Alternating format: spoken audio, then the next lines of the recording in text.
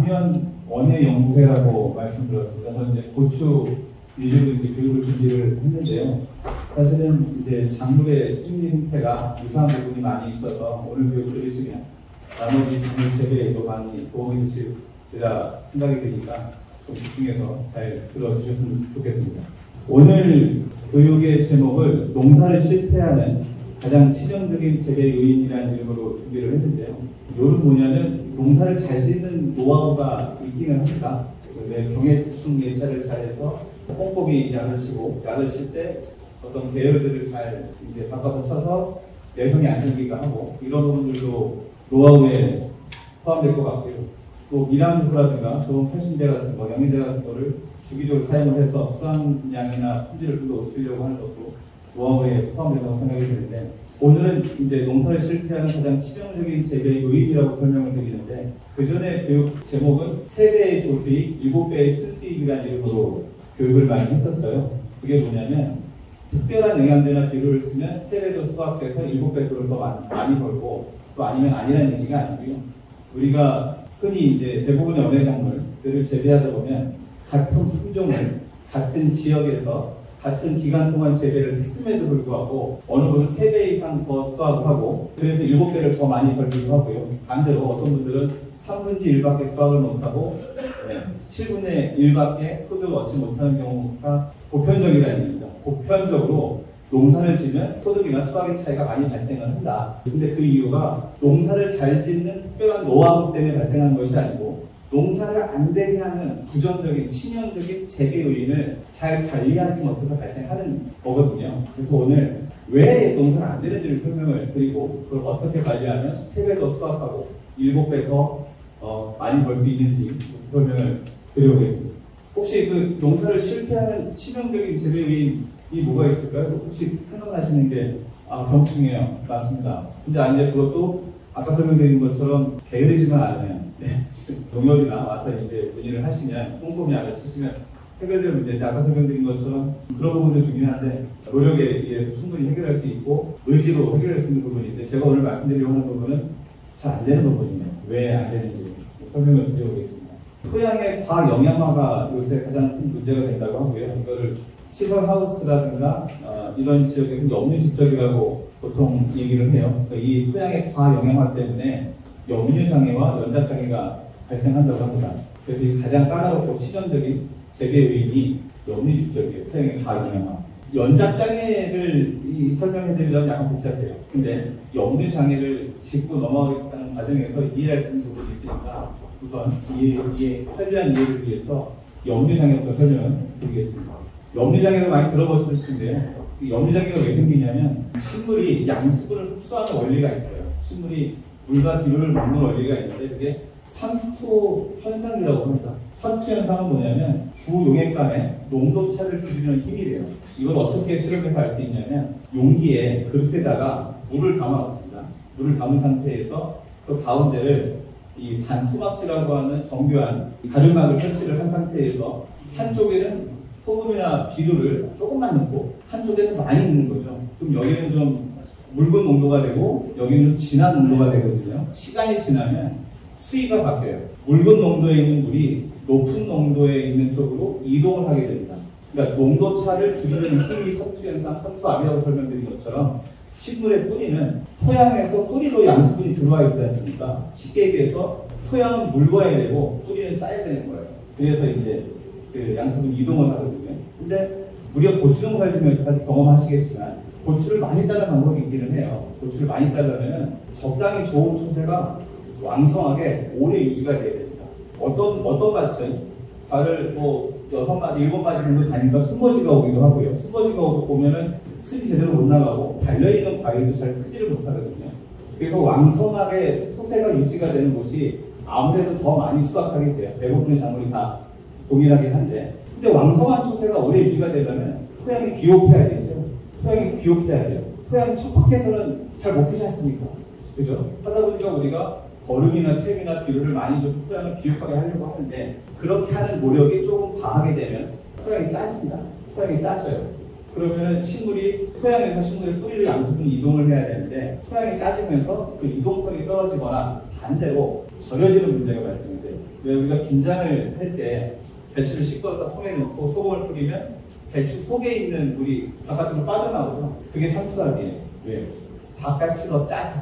그러니까 토양에다가 무턱대고 탭이나 비를 많이 주시면 토양이 짜지면 뿌리가 절여지는 거죠. 그래서 그게 염류 집적에 의한 농도장애, 절임 현상 이렇게 얘기합니다. 우리가 염류 집적이 되면 토양이 과영양화되게 되면 절임 현상, 염류 집적이 발생할 수 있다.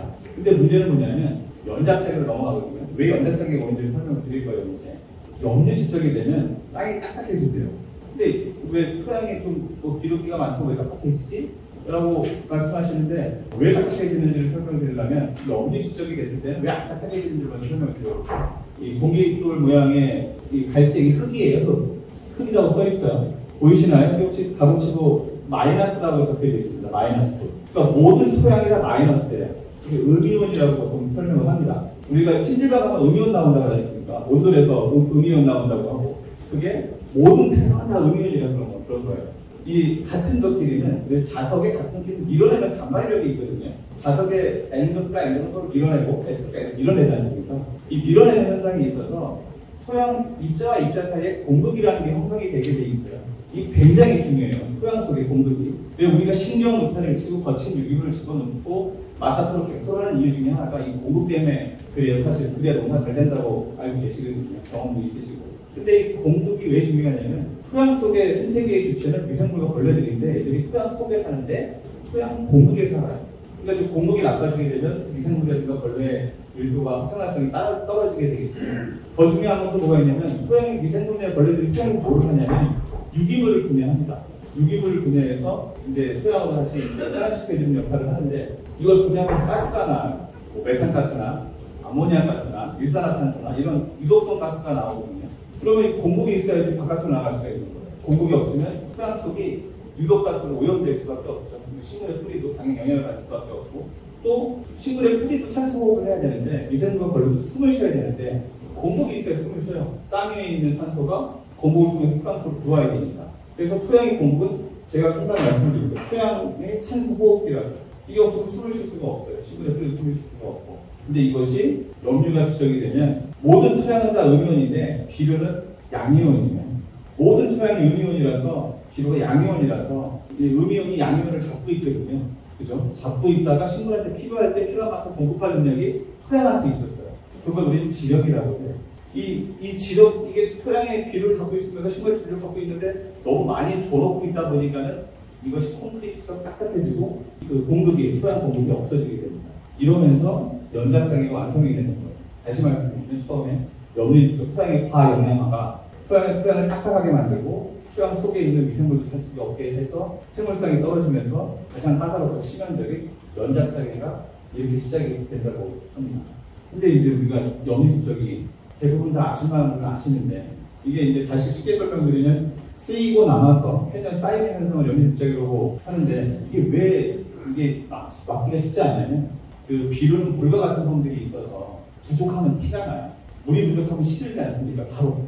그러니까 비료를 부족하게 주면은 세균에 벌써 이제 수세가 떨어지고 이파리가 노래지고 하면서 딱 증상이 나타나는데 하다 보니까는 부족에 대해서 딱 증상이 있는데 문제는 20kg가 필요한데 50kg의 비료를 준단 말입니다. 근데 티가 없어요. 농사가 잘 돼요. 문제가 거기에 있습니다. 20kg만 주면 충분했는데 모르고 50kg 줬는데 농사가 잘 됐어. 그럼 농가들은 50kg를 줘서 농사 잘 됐다고 생각을 하세요. 그러니까 성공을 학습하게 될 수밖에 없으니까 사람들은. 우리가 이해해야 될 건 잘못된 시비를 해도 성공할 수 있었기 때문에 그래요. 근데 왜 잘못했는데 성공하는지는 이제 이해해야지 이 부분을 바꿀 수 있으니까 설명을 드리는데 저는 지력 때문이라고 해요. 지력 때문에 그래요. 아까 제가 지력처럼 설명드렸는데 우리 농가들이 아시면서도 모르는 거예요. 지력을. 우리 농가들은 비옥한 토양의 지력이 좋아라고 생각을 하세요. 이것 때문에 염류집적과 연장장애가 해결이 안 되는 거예요. 설명을 드리겠습니다. 지력이란 음이온으로 만든 비료를 담는 그릇이라고 제가 표현을 해요. 왜 음이온이죠? 모든 토양은 음이온이니까. 그리고 양이온을 잡고 있잖아요. 비료가 대부분 양이온이니까. 우리가 비료를 주면, 토양에 비료를 주면 흙이 이걸 잡고 있다가 식물이 필요할 때 꾸준히 계속 공급해주는 능력이 땅한테 있었다고. 이게 지력이에요. 그래서 비료를 담는 그릇이다. 그래서 이거를 이제 과학영동에서는 양이온 치환 능력 또는 양이온 보유 능력이라고 해요. 왜? 양이온이 대부분 비료가 양이온이기 때문에 그렇습니다. 그래서 저는 그릇으로 표현을 해요. 그래서 우리가 비료를 주면 우선 남지 않습니까? 20kg가 필요한데 50kg, 30kg 남았어. 남은 비료를 그릇에 담아놔요. 2배, 3배 되면 주더라도 우선 담아놔요. 근데 문제는 이 지력이라는 게 한계가 있어요. 그릇이 한계가 있지 않습니까? 자꾸 쌓이다 보면 넘치겠죠. 그거를 토양의 과영양화 또는 염류질적이라고 해요.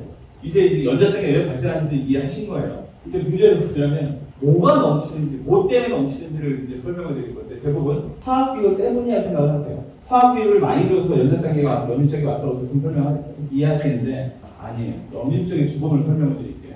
이제 국가별로 화학비료 연간 사용량을 조사해봤더니 일본은 3,000평당 361kg을 쓴대요. 평균. 뉴질랜드는 309kg이고 네덜란드는 386kg을 쓴대요. 근데 우리나라는 261kg가 안 써요.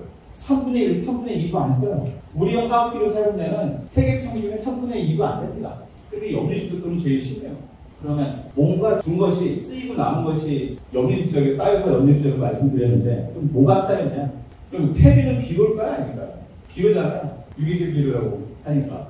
근데 이게 왜 퇴비가 왜 비료냐면 우분에는 보통 우리가 원형 복합비료를 질소가 한 15% 들어있어요. 뭐 18% 들어있는 것도 있고. 근데 우분에는 질소가 0.7% 조금밖에 안 들어있죠, 사실은. 뭐 인산도 0.7% 이것저것 합치면 합계가 3.2% 들어있고요. 돈분은 우분보다 좀 더 거름기가 좀 세요, 돈분이. 그래서 1.4%, 인산은 2% 들어있고. 가장 많은 건 개분이죠. 개분이 이제 가장 높은 영양소를 가지고 있어서 합계량이 14.4%. 화학비료보다 부족하지만 생각보다 많이 들어있는 거예요. 사실은 화학비료 없을 때 퇴비료 농사 좋지 않습니까? 비료가 많죠. 이걸 계산해봤더니 우분 1톤에는 화학비료가 3포, 본분 1톤에는 6포, 개분 1톤에는 화학비료가 10포 정도 들어있는 거예요. 제가 이런 얘기를 해요. 우리나라 사람들은 미원을 먹고 암에 안 걸린다. 우리는 미원 때문에 암에 걸릴 일이 없다고 말씀을 드려요. 왠지 아세요?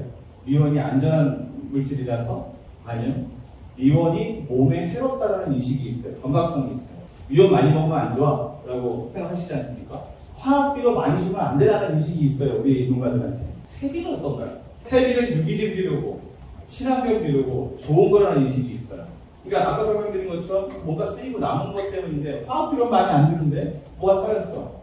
사실은 이 문정옥답이라고 하는 말은 옛말이에요.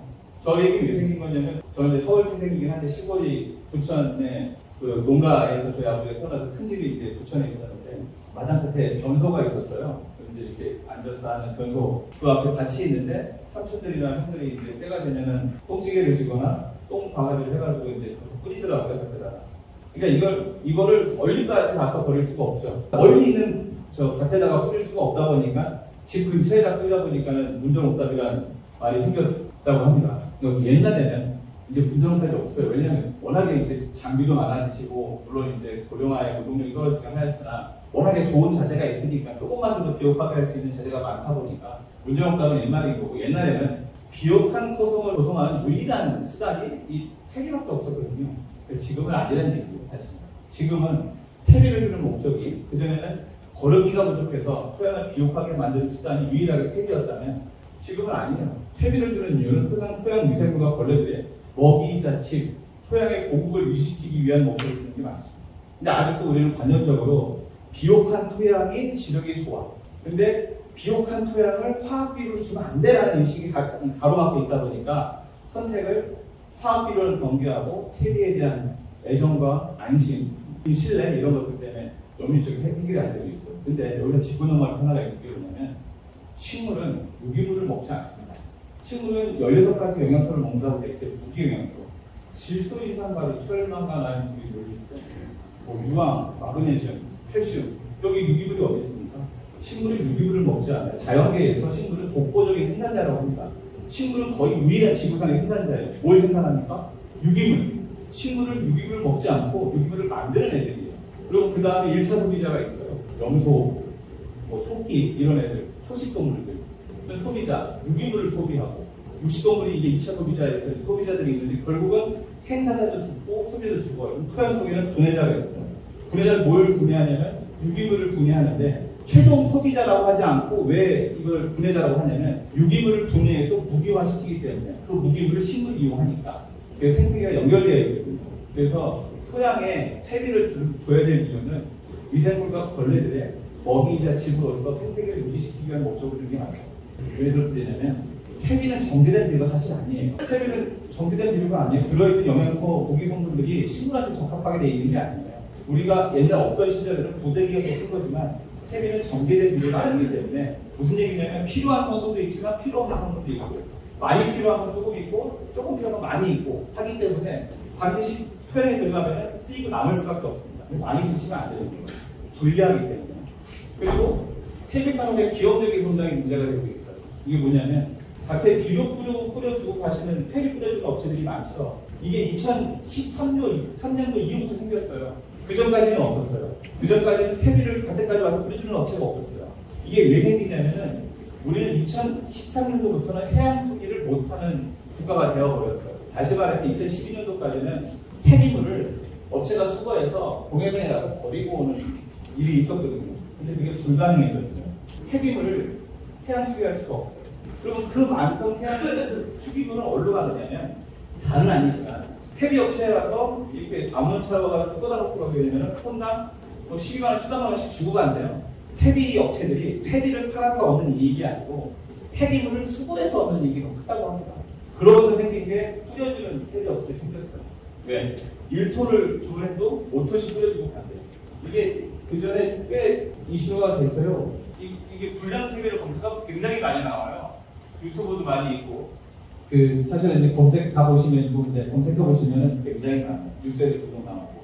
퇴비 업체들이 다 나쁜 건 아닌데 더 이상 퇴비는 토양이나 작물을 위해서 준비되거나 생산되지 않는다고 말씀을 드려요. 왜냐하면 퇴비도 산업화가 되고 그 와중에서 그 사업주들은 경영에 대한 보충도 있고 하다 보니까 돈을 벌기 위해서 그런 선택을 하는 데가 워낙에 많아지고 이제 워낙에 돈을 많은 업체가 하다 보니까 이제는 자정력마저도 사라져서 일반화되고 있는 것 같습니다. 그래서 저희가 개발한 제품이 있어요. 그런 고민 끝에 개발된 제품이 황금비예요. 아마 여기 계신 분들도 많이 들어보시거나 사용해 보셨을 것 같은데 이 황금비는 3세대 그 제품이거든요. 이제 양분기가 조금 바뀌었고 들어있는 성분 일부씩 개선이 되어 가는데 처음부터 완벽하지는 않았지만 지금은 굉장히 좋아요. 어떤 부분에서 좋은 거냐면 좀 너무 비옥한 맛도 있고 좀 촉박한 맛도 있거든요. 근데 비옥한 데 맞추면 촉박한 것이 좀 부족할 수 있고 촉박한 데 맞추면 비옥한 데 안 맞을 수 있는데 저희가 그 비밀을 해결을 해서 요새는 대부분 쓰시는 농가들 효과를 많이 보시는 것 같아요. 혹시 기억하시나요? 아까 제가 처음에 그 교육할 때 제목이 농사의 치명적인 부정적인 요인을 해소를 하면 농사가 잘 된다고 설명을 드렸지 않습니까? 연착장에 설명드렸는데 이걸 쓰시게 되면 최소한 그 다음부터는 그냥 여러분들이 갖고 계신 기술로만 농사 지으면 농사 잘 되게 돼 있어요. 왜 그러냐면 황금비는 어떤 부분이 좋은 거냐면 뭐가 들었어요 설명드려봐야 보이지도 않는 걸 근데 쓰신 분들은 아시니까 그 황금비의 가장 큰 장점은 양분 함량이 균형되어요. 왜냐하면 작물을 목적으로 저희가 생산했기 때문에. 두 번째로는 왜 제가 유기물, 퇴비를 주는 목적이 미생물의 먹이이자 지배라고 설명드렸지 않습니까? 또 완효성이라고 하는데 저희가 오래간 쉽게 분해되거나 쉽게 가스가 발생하지 않는 유기물이 있어요. 완효성 유기물이라고. 그걸로 유기물을 보증을 했고 그 다음에 거기다가 이제 아까 이제 우리가 지력을 배웠죠. 지력을 우리가 양이온 치아 능력이라고 했어요. 그러니까 이 자체가 그릇이 커요. 이미 이 황금비는 그릇 안에 일반적인 비화학 비료는 무기 성분만 들어있다면 얘는 그릇 안에다가 비료를 넣어놓은 상태라서 토양의 지력이 낮든 그릇이 작든 크든 이걸 쓰시게 되면 아무 문제가 없어요. 그릇이 커지는 효과가 있기 때문에. 그래서 이제 목적은 염류 집적을 해결을 하고 연잡 체계를 해결하고 그리고 토양이 뿌리가 잘 내려서 수세가 완성이 오랫동안 유지되기 위해서 저희가 공급하는 제품이 황금비고 스테밀이라는 제품이 또 이제 미끄럼 비료가 있는데 얘는 뭐냐면 완효성 비료라고 보통 설명을 드리긴 하는데 기존의 완효성 비료는 용출되는 방식이라고 해서 코팅을 해놓거나 해서 오랫동안 천천히 용출되게 되어 있는 방식이에요. 근데 이게 화학적인 조성물들은 온도나 수분이나 토양의 산도에 의해서 용출량이 바뀌게 되어 있습니다. 그래서 어떤 밭에서는 맞는데 어떤 밭에서는 안 맞는 경우도 있거든요. 근데 이 스테빌은 뭐가 좋은 거냐면 우선 들어있는 성분들이 이제 원예 작물에 최적화되어 있는 부분도 중요하지만 100평당 한 번만 쓰시면 되거든요. 사실 꼭 추천을 드릴 말씀이 뭐냐면 이게 제가 번역을 못해서 와서 죄송한데 토양 속에서 질소가 어떻게 변하는지를 그려놓은 거예요. 보시면 이게 하얀색이 뿌리거든요. 뿌리. 뿌리에 양분이 이동을 하는데 보시면은 얘는 이제 질소 고정균이라고 해서 토양에 있는 균이 질소를 토양에다 고정을 시키는데 아까 설명드렸죠. 토양은 다 음이온이라고. 그래서 여기 있는 질소는 양이온인 거예요. 이것이 토양에 고정되어 있다가 설명드린 것처럼 함부로 용탈되거나 필요하지 않을 때 흡수되지 않고 꼭 가지고 있다가 담고 있다가 식물이 필요할 때 공급하는 능력이 있었던 거였거든요. 그래서 이게 양이온인데 문제는 여기에 빨갱이가 있어요. 이게 질산화균이라고 해서 이 양이온을 음이온 형태로 만들어버려요. 그리고 용탈을 시키고 또 탈질균이 있어가지고 그냥 날려버리기도 합니다. 토양의 공급을 통해서 토양 속에 있는 비료가 없어지기도 해요. 그래서 우리가 비료를 많이 주고 충분히 주더라도 중간에 용탈되거나 없어지거나 할 수 있는 더 큰 문제는 뭐냐면 사실 이 그림 설명드리기 제일 힘든데 쉽게 말씀드리면 잎에서 만든 동화양분과 식물이 흡수한 질소의 균형 비율에 의해서 무자랄 수도 있고 생육이 나쁠 수도 있고 결실이 안 될 수도 있고 과실비대가 잘 될 수도 있고 하다는 뜻이에요. 이 그래프가 쉽게 얘기해서 이 동화양분과 질소가 있어서 균형이 맞으면 초세도 좋고 많이 달리고 과일도 잘 크는데 이게 이렇게 찐빠지게 되면은 생육이 떨어지거나 결실이 떨어지거나 비례가 안 된다는 뜻이에요. 이 100년도 훨씬 전에 누가 그 노벨상 받으신 분이 공식화한 거거든요. 근데 문제는 뭐냐면 이 음이온 형태의 질소가 토양에 많이 있으면 식물이 필요로 하지 않을 때 흡수가 돼요. 식물이 필요할 때도 흡수가 되지만 예를 들어서 비가 많이 오고 장마철이고 해가 안 떠. 그러면 잎에서 광합성을 못하지 않습니까? 그때 질소가 들어가면 무자라고 결실이 떨어지고 낙과가 심해져요. 그걸 시키는 게 이놈이에요. 그래서 양이온 형태의 질소를 음이온 형태의 질소로 바꾸는 빨갱이 그 공산당 같은 저 미생물이 있는데 얘를 활동하지 못하게 하는 방식으로 토양의 비료를 오랫동안 꾸준히 식물이 필요할 때 필요한 만큼만 공급시키는 비료가 스테인이에요. 얘를 주면은 초세가 적당히 계속 좋대요. 끝까지 그렇죠. 그래서 아까 설명드린 것처럼 황금비와 스테비를 쓰시게 되면 농사 얼추 치라는 사실을 자세입니다. 그래서 이거는 농협의 교통 품목이고 농업을 침투하고 있으시니까 꼭 사용해 주셨으면 좋겠고요.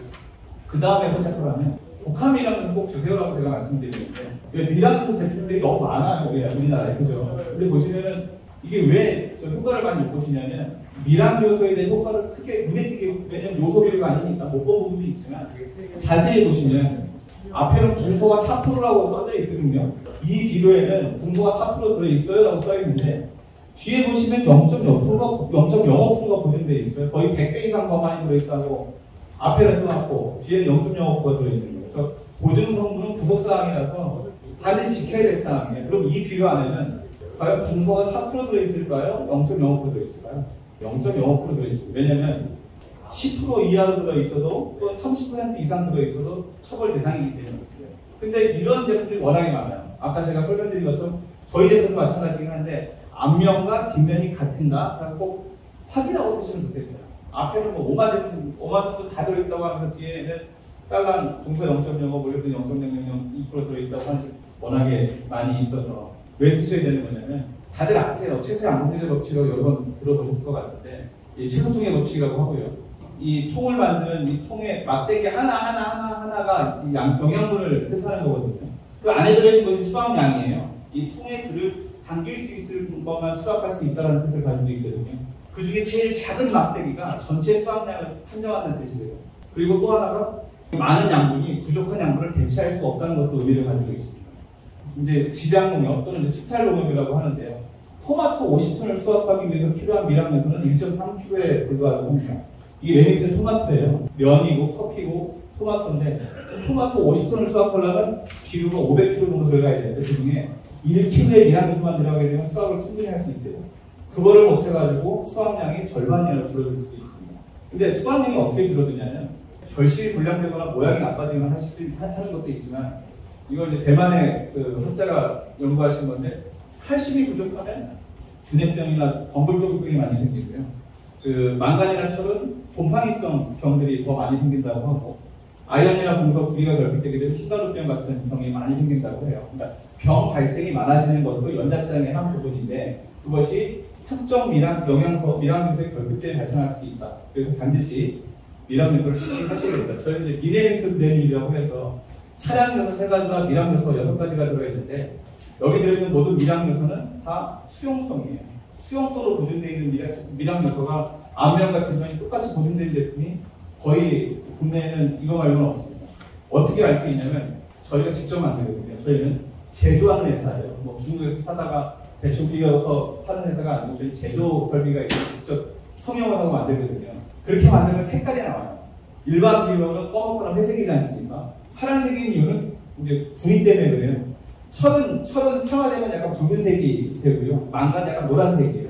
섞어서 성형을 하니까 이 색깔이 되더라고요. 저 색깔을 낸 게 아니에요. 믿을만한 밀양 요소가 많지 않은데 미네미스 브랜드 믿을만한 제품이니까 사용해 주시게 되면 설명드린 것처럼 왜 농사가 안 되는 특별한 이유가 있거든요. 그 중에 밀양 요소 결핍에 의한 문제는 충분히 해결할 수 있다. 아까 했던 얘기예요. 퇴비는 정제된 비료가 아니고 또 퇴비가 기형적으로 성장하다 보니까 퇴비를 함부로 쓰는 것도 좀 주의할 필요가 있다. 근데 그럼에도 불구하고 꼭 퇴비를 쓰시겠다면 저는 펠렛 퇴비를 쓰셔라라고 설명을 드려요. 펠렛이 어떤 건지 아시죠? 왜 그 개 사료 같이 생긴 거. 근데 왜 펠렛으로 되어 있는 퇴비가 두 가지 종류가 있어요. 유기질 비료가 있고 부산물 비료가 있습니다. 그 차이가 뭐냐면 유기질 비료는 유박이에요.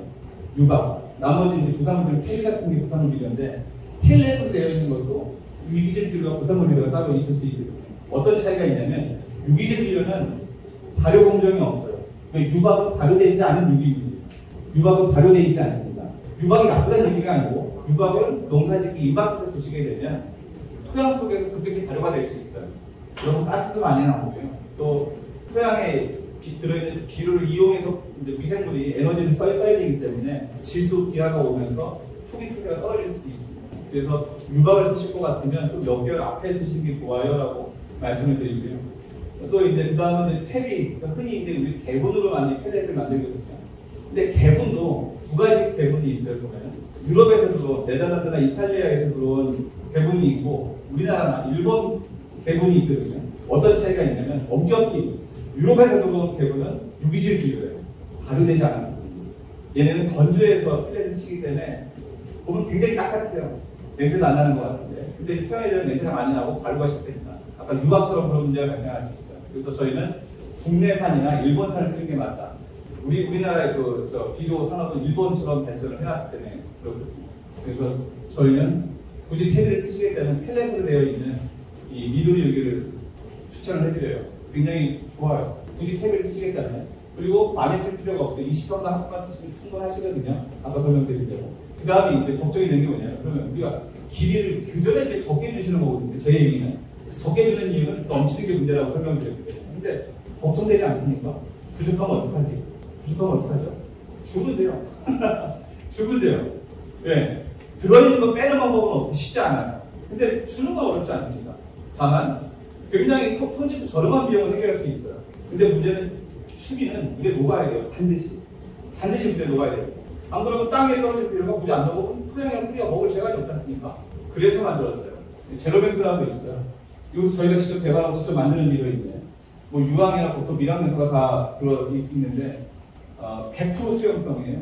토양 침투 확산형 비료라고 하는데 특허까지 난 굉장히 대단한 비료예요. 밀양 요소까지 다 들어 보증이 되어 있는 비료가 많지 않거든요. 비료는 땅에 떨어진 비료는 공기와 만나면 쉽게 산화돼가지고 휘발되어 버려요. 그래서 가스장애가 나올 수 있지만 먹지를 못합니다. 식물이. 그래서 표층식이 된 비료를 안 먹으면 식물이 먹을 수가 없어요. 그래서 저희가 개발을 했습니다. 바로 모아서 토양과 뿌리를 이동하는 특허받은 비료, 추비 전용 비료가 있습니다. 설명을 드릴게요.